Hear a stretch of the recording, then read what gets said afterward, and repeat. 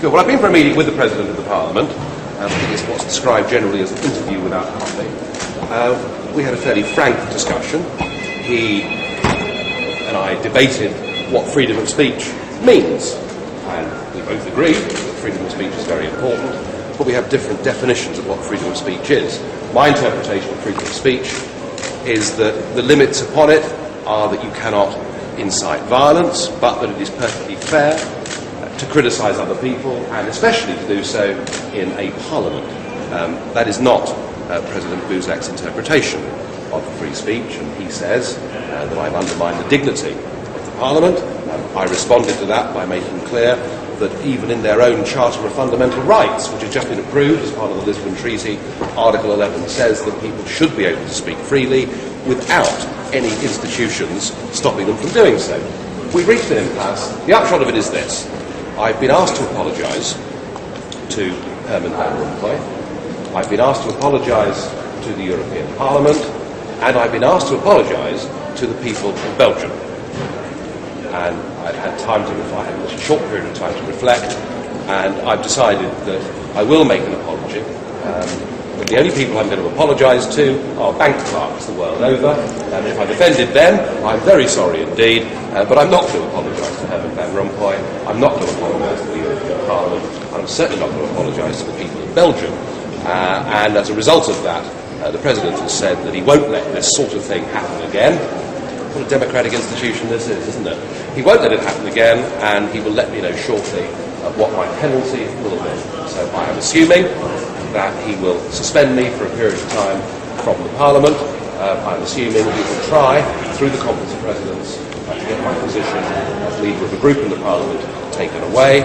And all I can say is that those of us that have battled against the European institutions on the basis that they were becoming fundamentally undemocratic have been proved to be right. I have not used unparliamentary language.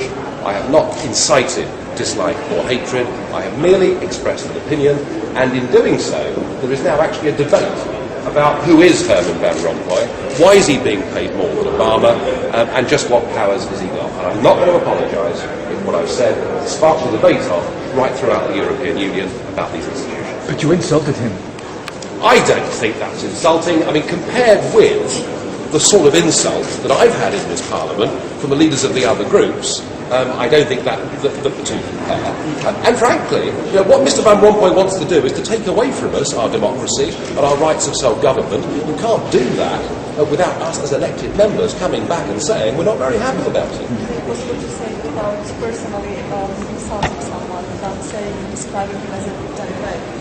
Well, I said he had the charisma of an Farage, and I challenge you to find anybody who listened to that speech in the European Parliament. While many people might agree with the sentiment of what you were saying, wasn't the tone, I mean, you started off by saying, I don't mean to be rude, and then went on to be fantastic. No, I wasn't fantastic. Goodness me, if you compare what happens in the House of Commons every week, if you compare what goes on in the Australian Parliament, I mean, this was pretty mild stuff. But the point is that in the European Parliament, they don't want any criticism at all. No criticism of the Union, no criticism of the appointees, and they can't put up with any alternative argument. Well, I'm sorry, that is not the way to build the United States of Europe. Either you do it with consent, free speech and democracy, or you don't do it at all. Did you not regret at all what you said about Belgium? Well, I mean, look, what I said about Belgium is as nothing compared to the current Belgian Prime Minister, Mr. Leterme, who himself said in August 2006, he said that the French speakers didn't have the intelligence to learn Dutch, and he said that all that united the Flemings and the Walloons was the king, football and beer. So, I mean, that's the Prime Minister of Belgium saying things like that, and I've actually been avalanche with emails from people in Belgium agreeing with me that the sooner it splits, to constituent parts, the better. If the President would have been Mr. Balkenende, what would you have said? Well, if the President had been somebody of stature, then the European Union's promise to put in place a President that had the ability to stop the traffic in Beijing and Washington may well have been true. I don't think this bloke can stop the traffic in Brussels, quite frankly. So they have these lofty aspirations of having a voice on the world stage, but as we've seen already with Obama snubbing Herman Van Rompuy, they haven't got that. Now, on the one hand, of course, I'm quite pleased about that.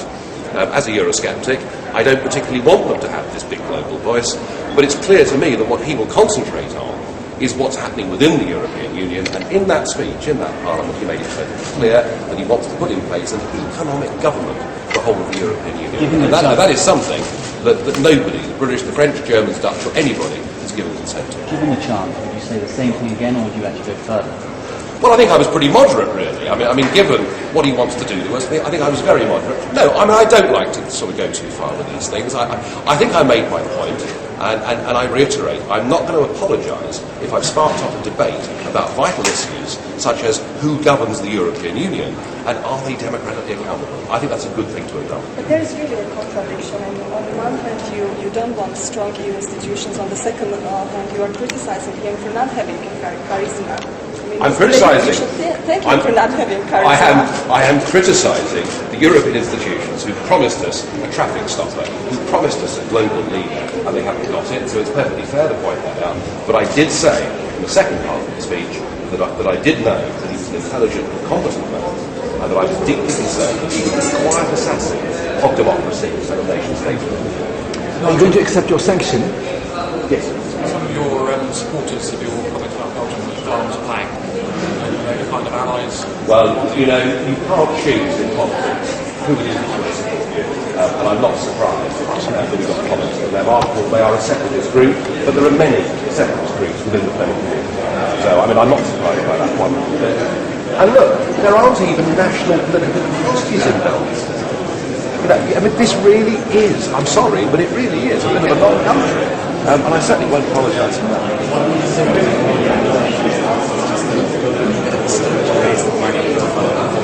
I've been making speeches like this in the European Parliament since 2004, and if I'm now being told that I'm not allowed to exercise free speech in Parliament, that would mean that I couldn't expose the fact that someone like Jacques Barrot, who was a commissioner in the last term, was a convicted fraud. Is this a Parliament? Is this a democratic European Union, or are we not allowed to say what we really feel in favour? Whatever they do to me, whether they fine me, whether they suspend me from the Parliament, whatever they do to me, I will appeal it. Yes, I will, because I think the issue of free speech is hard. What did you do for a political state, and how would you describe his life? Well, I like President Buzek. I think he is a genuinely decent man, but I think that he's in a difficult position in this Parliament. You've got the big group leaders screaming at him to do something about this ghastly Farage bloke. I mean, people like Schulz, who leads the Party of European Socialists, who doesn't believe in democracy at all. In fact, whenever there's a referendum result that goes the other way, he says we must not bow to populism. So they're the kind of people putting pressure upon him, and now he's got this Belgian Prime Minister, the one who 3 years ago thought Belgium should be split up, now demanding an apology. So I think the President is in a very difficult position. Okay. Could you just elaborate a little bit on why you think Mr. Van Rompuy is a quiet assassin? What exactly are his requirements? Oh, he has not been in the job very long, but it was perfectly clear in that speech. If you could stay awake to listen to it, and that wasn't easy, believe you me, and the chamber was virtually empty, so it just goes to show what most of the European Parliament think about this man. But he made it clear that he wants to put together economic government in Europe. And my argument is that nobody has ever given consent to that. Okay, a couple more and then we'll be done. No? Good? Would you? Last one. The sanctions you've outlined are the most severe. I mean, it's much more likely just suspension of your analysis. I don't know. I mean, I did receive an official reprimand in November. So this has been an ongoing battle, and that was because I said that Herman Van Rompuy and Baroness Ashton were political pygmies, and I was reprimanded for that. No, I think the atmosphere in the room, the atmosphere throughout the meeting was such that he was pretty clear that unless I apologised to Herman Van Rompuy, the people of Belgium and the European Parliament, that what would happen to me would be severe, and he did say, I will not allow this sort of thing to happen again. But it's not going to do you any harm, is it, if you can portray yourself as a martyr to free speech? Look, I've been making these speeches for years in the European Parliament. Up until now, they have tried their best to ignore me. For some reason, now they're not ignoring me. And I suspect that's because they know, the people running the EU know, that this attempt to build the United States of Europe does not have popular consent right across the European Union. So what they do to me is pretty small beer compared with that. What's the history of your reprimanding? Well, as I say, I've been ignored up until then. I mean, obviously I've been called a football hooligan, a lager lout, I've been called mentally ill, I've been compared with fascists. I mean, all sorts of appalling abuse, but it's just been abuse. The first time that any official action was ever taken against me was in November of last year when I had a reprimand. So you're not going to apologise to people.